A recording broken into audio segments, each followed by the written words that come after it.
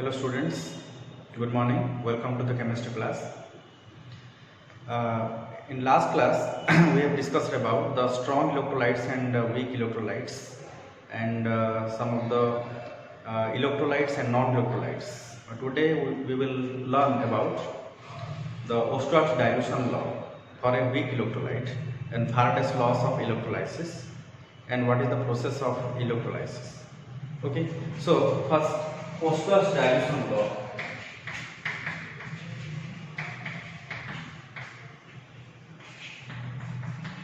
Oester's dilution law and weak electrolytes.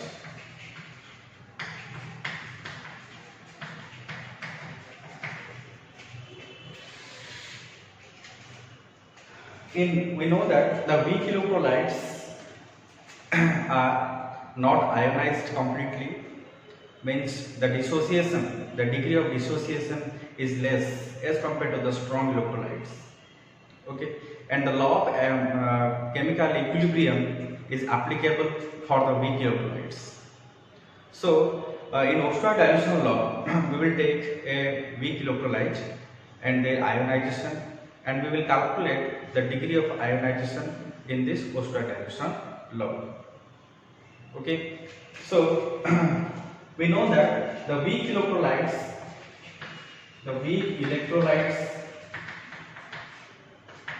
are feebly ionized.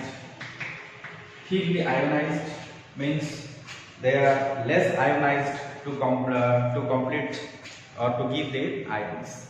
Okay, so we will take some of the electrolytes as let AB is a weak electrolyte. AB is a weak electrolyte having the initial concentration C and the degree of dissociation, degree of ionization, we can say ionization or dissociation equal to alpha. So we will calculate the value of ionization, the formation of ion in the initial concentration and by applying and in the condition of equilibrium state. Okay, so we will take electrolyte AB. It's a weak electrolyte. So the chemical equation will be AB. There is a reversible process.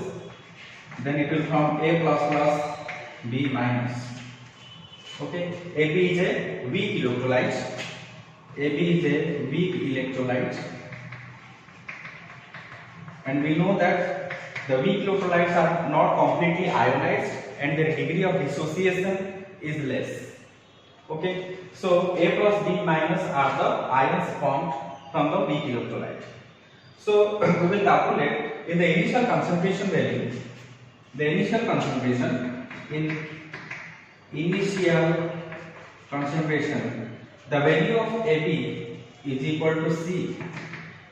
Okay, concentration we have taken for initial concentration, it is C, and during initial concentration the no dissociation will be carried out. So there is no formation of ions in the initial states. So the value of ions are 0. So when it will attain the equilibrium, means the weak electrolyte when it starts decomposition, then at the equilibrium condition, it will be C into 1 minus alpha. So the ions which are formed as positive and negative ions the value are C alpha and C alpha.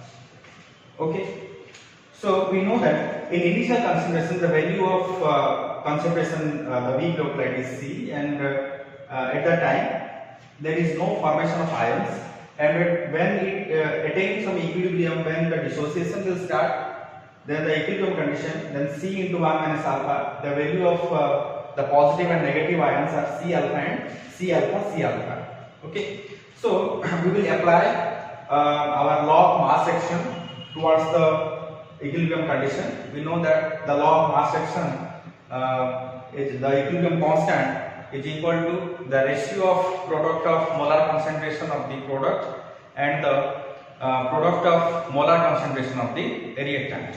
Okay, we will apply the law of mass action and we will calculate the equilibrium constant as K. Okay, we have already discussed about in the first year the law of mass action and law of chemical equilibrium. Okay. So by applying the law of mass action,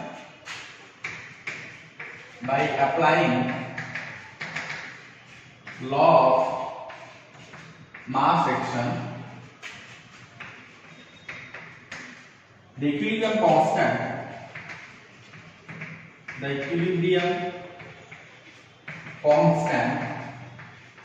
K equal to the ratio of product of molar concentration of the product and the product of molar concentration of the reactant. In our chemical reaction, in the reactant side, the AB is the reactants and A plus and B minus are the products. So our products will be A plus the molar concentration of A and molar concentration of B, the product of molar concentration of AB and the product of molar concentration of AB and its ratio. Okay, so we will write A plus the molar concentration of A and molar concentration of B and whole divided by AB. Okay, then K equal to the product of molar concentration of AB and the product of molar concentration of, here the one reactant species is there, so we have written that AB. Okay, molar concentration of AB. So while applying the value of, we will put some value, the values of these A plus and B minus, and I am mentioning here that AB, the value of A plus B minus. So we will put the value of A plus, the value of A plus is C alpha into C alpha whole divided by the value of AB equal to C into 1 minus alpha. Okay, then it is C square alpha square, that implies K equal to C square alpha square into C into 1 minus alpha. Otherwise we can write then C alpha square divided by 1 minus alpha. Okay, here C is cancelled out, then C alpha square equal to C alpha square divided by 1 minus alpha. Okay, we know that the value of in a weak electrolyte, the degree of dissociation or degree of ionization is less than 1. Okay, so 1 minus alpha will equal to, is nearly equal to 1. Okay, so we can write that implies K equal to C alpha square, and we know that alpha is very less than 1, or we can write 1 minus alpha is nearly equal to 1, Okay, so K equal to, we know that K equal to C alpha square. Okay, we will do here, then K equal to C alpha square, that implies alpha equals to alpha square equal to Kc and alpha equal to K root over of Kc, alpha equal to root over of Kc. Okay, here K equal to equilibrium constant, C equal to concentration of the solution. K equal to equilibrium constant and C equal to concentration of the solution. And also we know that implies alpha equal to Kv. Okay, this one is K by C. Okay, K by C and alpha equal to Kv root over of Kv. Why it is? Then since C equal to 1 by V, okay, C equal to 1 by V, the concentration of the solution equal to 1 by volume of the solution. Okay, so we found that then alpha equal to root over of alpha equal to kV, root over of kV. Here k equal to equilibrium constant and V equal to volume of the solution. So this one is known as Oersted dilution law. Okay, alpha equal to kV, alpha is equal to root over of kV, then it is known as Oersted dilution law. Oersted dilution law. Okay, it is known as Oersted dilution law. So the law can be defined as the degree of dissociation is directly proportional to the square root of the dilution. Okay, square root of the dilution, or we can say the degree of ionization or dissociation is equal to the square root of equilibrium constant, the product of equilibrium constant and volume of the solution, and root over of product of Kv. Okay, K equal to equilibrium constant and V equal to volume of the solution. So we will write the definition of Oersted dilution law, or the law can be stated as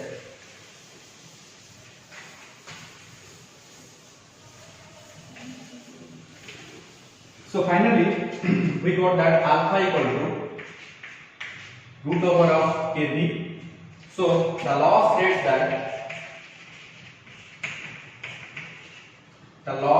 states that the degree of ionization or the degree of dissociation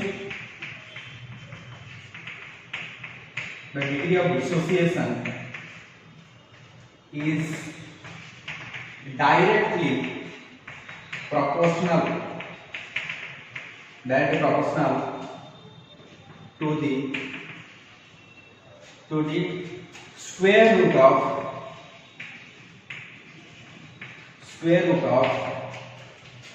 the dilution, or you can say the square root of the product of equilibrium constant and volume of the solution. Okay, here it is known as the dilution of the square root. Okay, K equal to equilibrium constant and V equal to volume of the solution.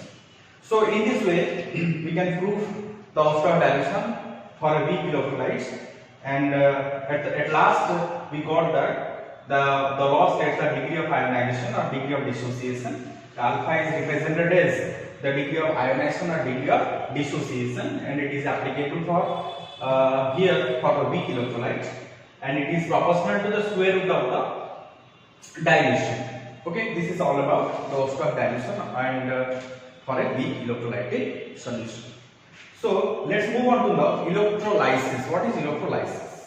I have already told you that the electrolysis is a process of chemical decomposition of the electrolytes, and when some amount of electricity is passed towards the electrolytes through the electrodes, this process is called electrolysis, and the process is carried out in the electrolytic device. Okay, electrolytic cell. The device in the device where electrolysis, the process of electrolysis is carried out, it is known as electrolytic cell.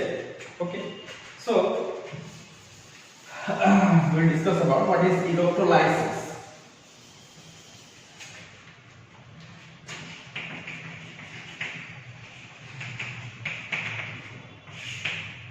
So electrolysis can be defined as the process which is the process of chemical decomposition, the chemical decomposition of the electrolytes,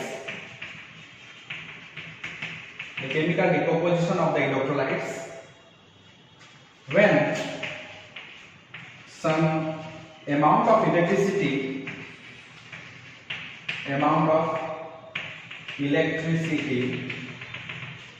is passed through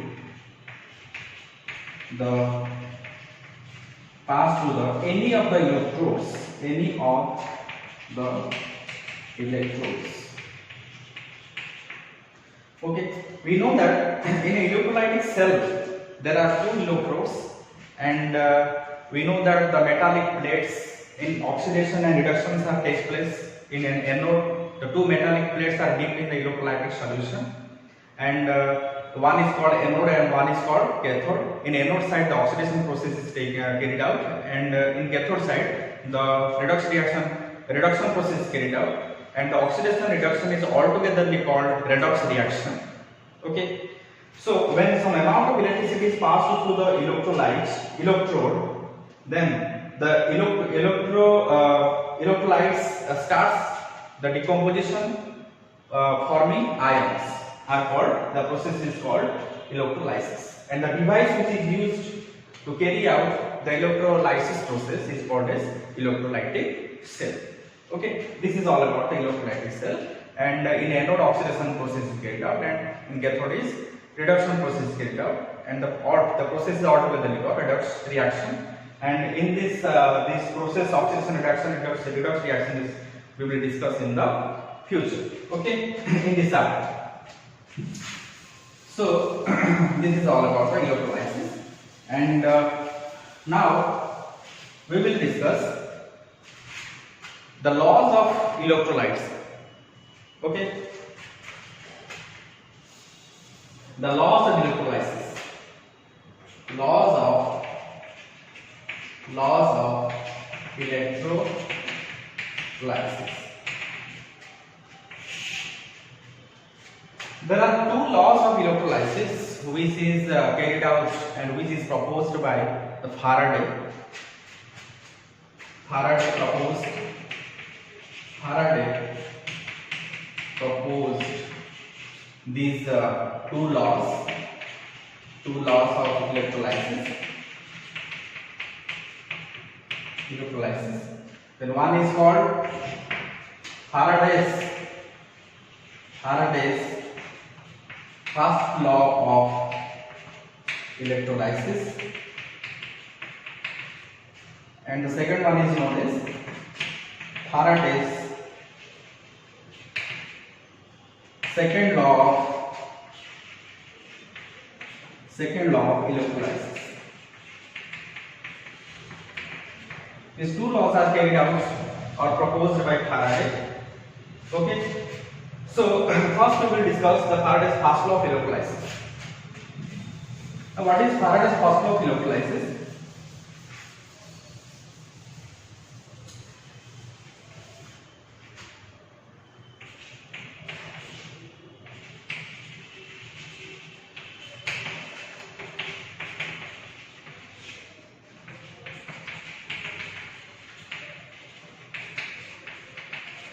Faraday's first law of electrolysis. So Michael Faraday proposed the two laws, which is Faraday's first law and Faraday's second law. He told that the law states that the mass of substance deposited at the electrode, deposited or liberated at the electrode, is directly proportional to the quantity of electricity is passed through the electrolytic solution. So the law states that, it is very important. The law states that the mass of substance liberated or deposited at the electrode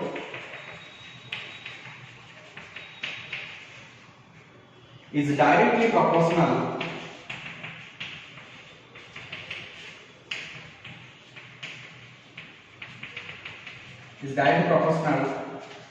to the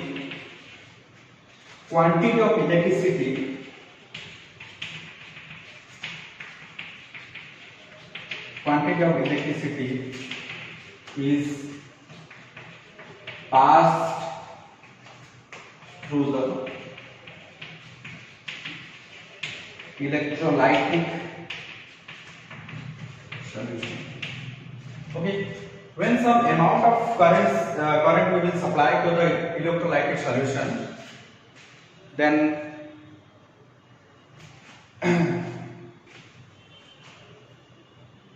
when the law states that the mass of substance liberated or deposited at the electrode is directly proportional to the quantity of electricity passed through the electrolytic solution. The mass of substance liberated or deposited at the electrode can liberate or deposit some of the mass of the substance when certain amount of electricity is passed through the electrolytic solution. It means the oxidation and reduction is carried out in the electrolyte itself. So we will take the mass of substance. If the mass of substance will W, if the mass of substance will W and the quantity of electricity is Q, then W directly proportional to Q. That implies W equal to, we may write W equal to ZQ. Okay, W equal to ZQ, and here Z equal to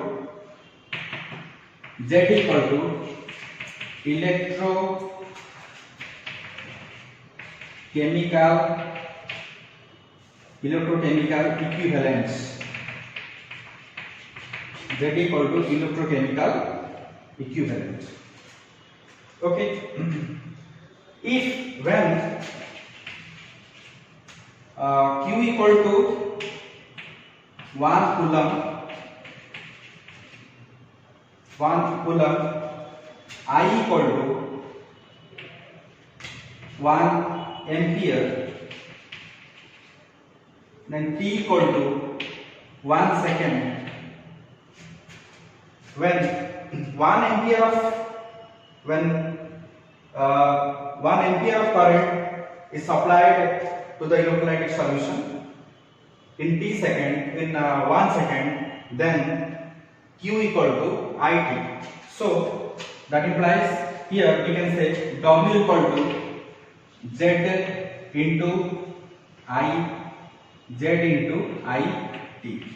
Okay, when 1 ampere of current is supplied to the electrolytic solution in T second, then the quantity of electricity equal to Q equal to IT. So we can write Q equal to I into T. I equal to 1 ampere and T equal to 1 second.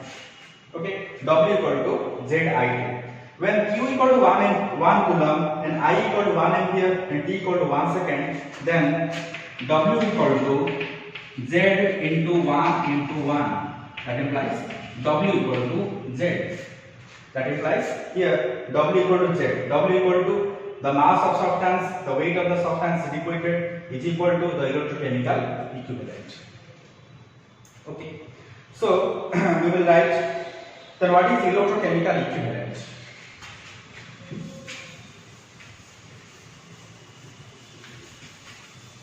Chemical equivalent can be defined as the amount of substance, the mass of the substance deposited at the electrode when 1 ampere of current is supplied in 1 second, then the quantity of electricity will be 1 coulomb. Okay. Electrochemical equivalent.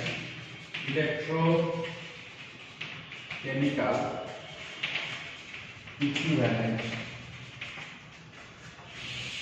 So it can be defined as electrochemical equivalent, ECE, can be defined as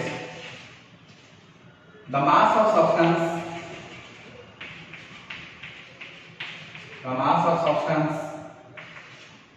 deposited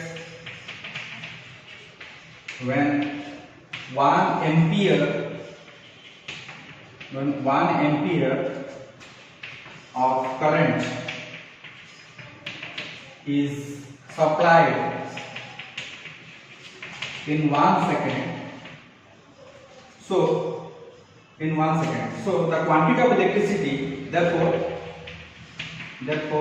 the quantity of electricity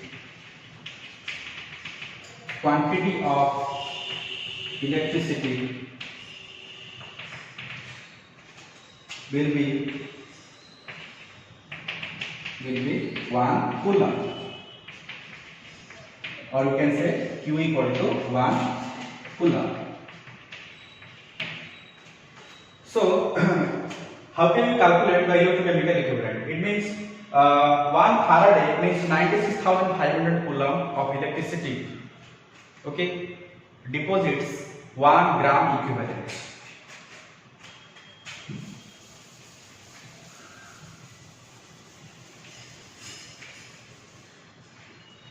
So 1 Faraday,